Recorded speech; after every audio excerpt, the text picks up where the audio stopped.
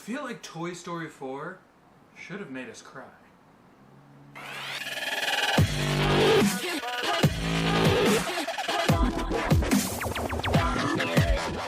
This is Nathan from the future, where I've obviously gotten a little more sun. And in editing this, I realized that I may and or may not have forgotten. No, I did. I totally forgot to plug the microphone in. So the audio quality is going to be a little less than you're used to. I apologize. And I thank you in advance for your patience and for your understanding. So without further ado, let's jump into the video. Hey folks, welcome to Wreck All the Things. My name's Nathan, and today we're going to discuss how I feel like Toy Story should have ended. Now, I'm not talking about necessarily Toy Story 4 and all that stuff. To be honest, I really didn't get too attached or really invested in the whole Bonnie timeline.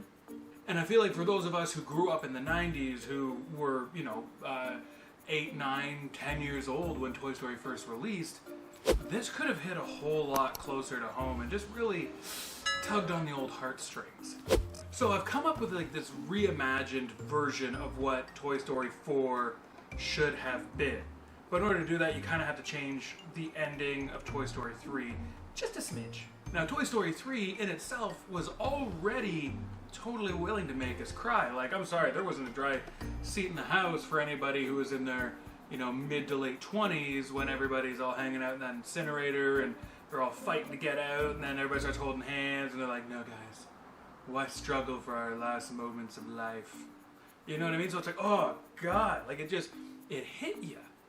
So for those of us like myself who actually remember the 90s, and we do so fondly, we grew up with these characters. We were the first generation to really get to know and love them. Me being born in 1986, I was 9 when the series first started.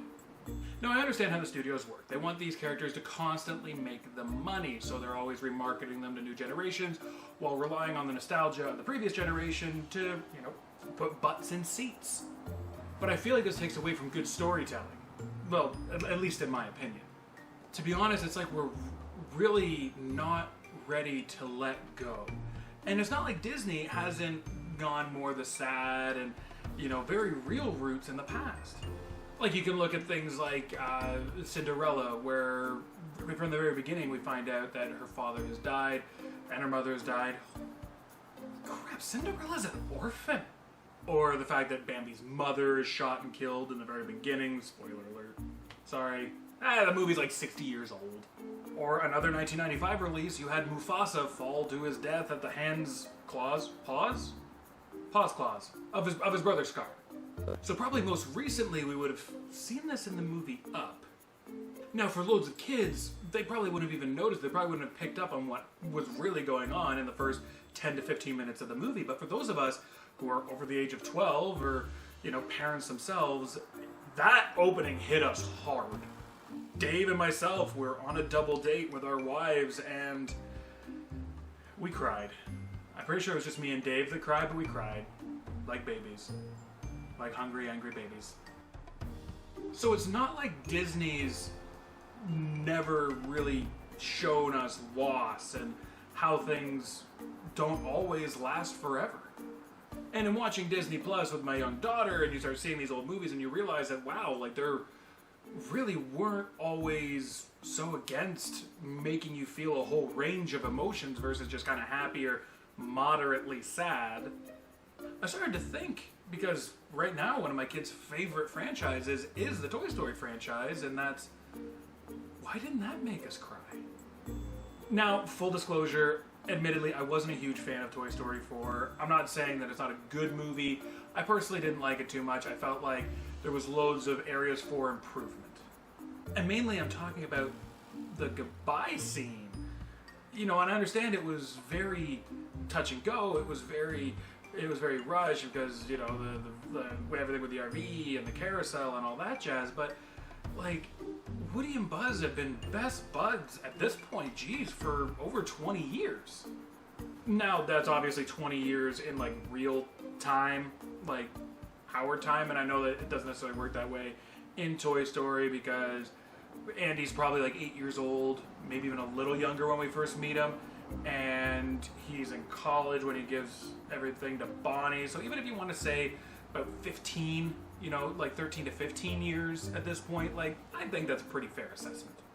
But regardless, over 3 different movies, like, as much as even though they get separated and stuff like that, like, you get this huge sense of camaraderie between Buzz and Woody, and we don't even really get much of a goodbye. Well, you know, that and the fact that, like, is the moral of the story really run away with a rebellious blonde girl and, like, leave your family behind? Like, is that the thing? Is that the moral of the story? Now, to make what I would consider to be a really awesome end to the franchise, we do have to look at the ending of Toy Story 3. Obviously, in Toy Story 3, the toys get mistaken for trash because Andy puts them in a garbage bag and was going to put them all up into the attic.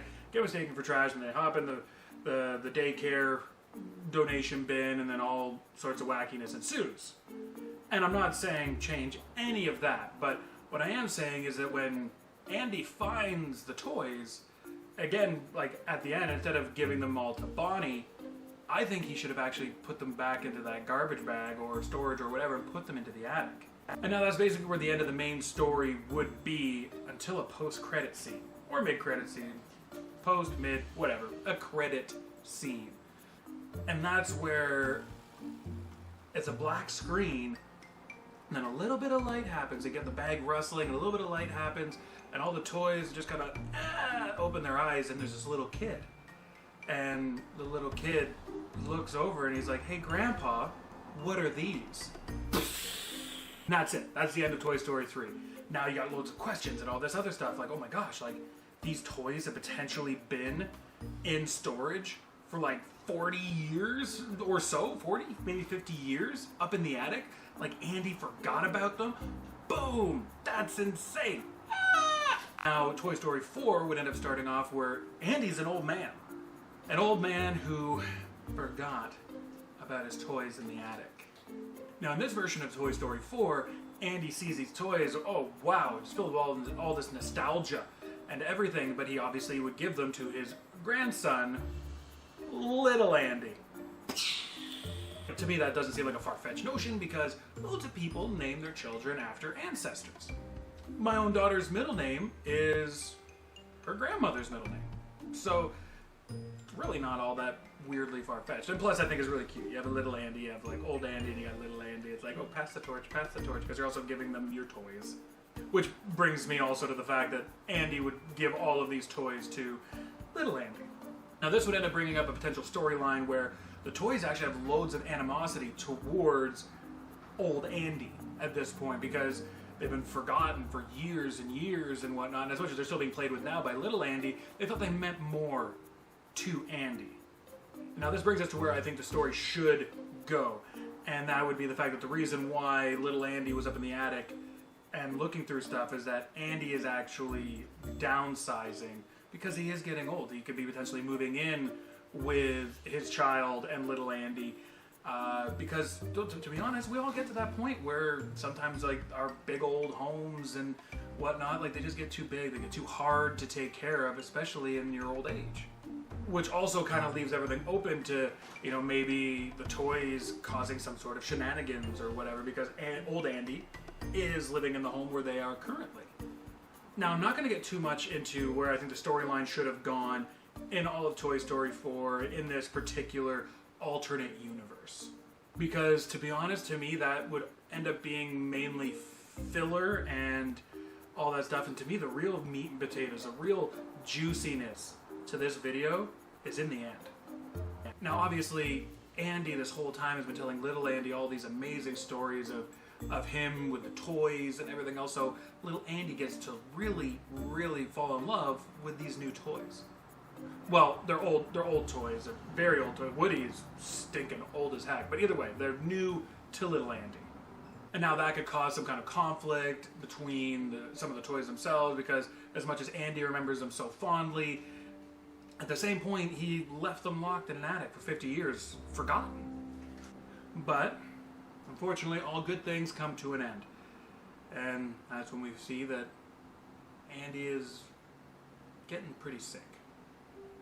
Now, that's just a normal course of life, but obviously over the duration of what Toy Story 4 would have been, you would have seen this huge camaraderie growing between old Andy and little Andy, mainly over the toys.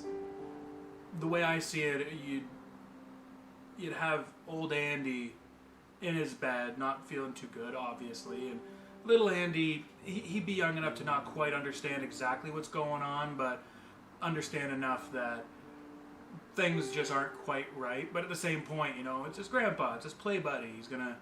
He wants to play with him. And before kind of being ushered out of the room,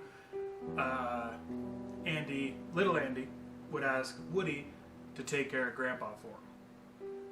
And now here you have old Andy just hanging out with Woody, you know, sharing a little one-on-one, you know. Andy could kind of be reminiscing about the good old times and all that sort of stuff, and, you know. But then, you know, Andy gets pretty serious, and he looks at Woody, and, you know, he tells him that he's going to need Woody to take care of little Andy now for him. You know, because little Andy means so much to old Andy.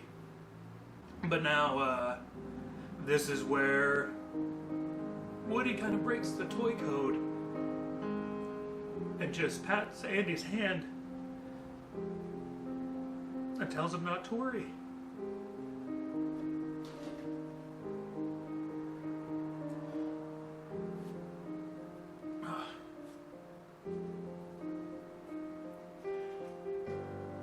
Just don't worry, because little Andy's gonna be okay.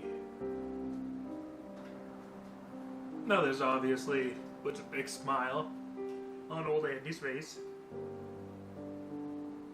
But in the next scene, when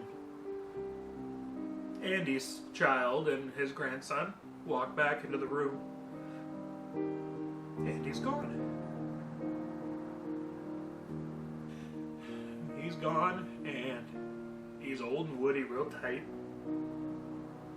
And Andy's got the biggest smile on his face.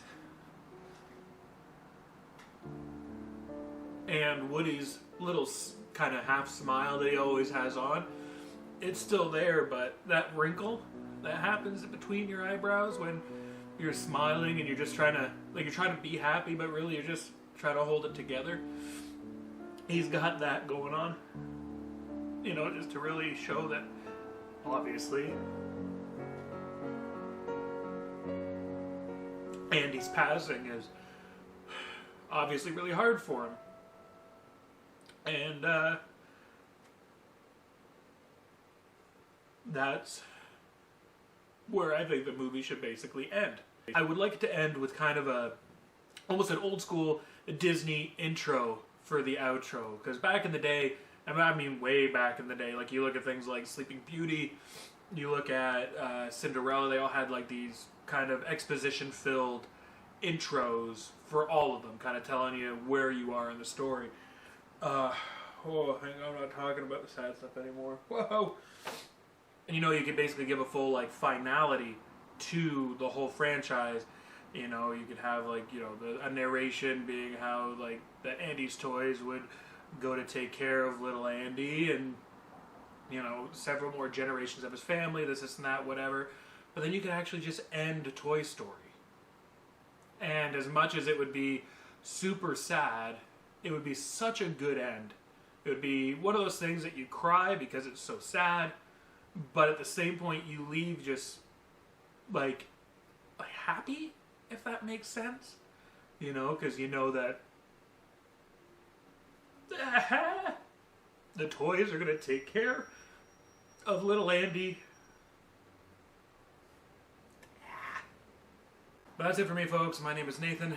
You've been watching Wreck All the Things, keeping everything awesome, everything nerdy, in this case. Apparently sad, but either way, peace.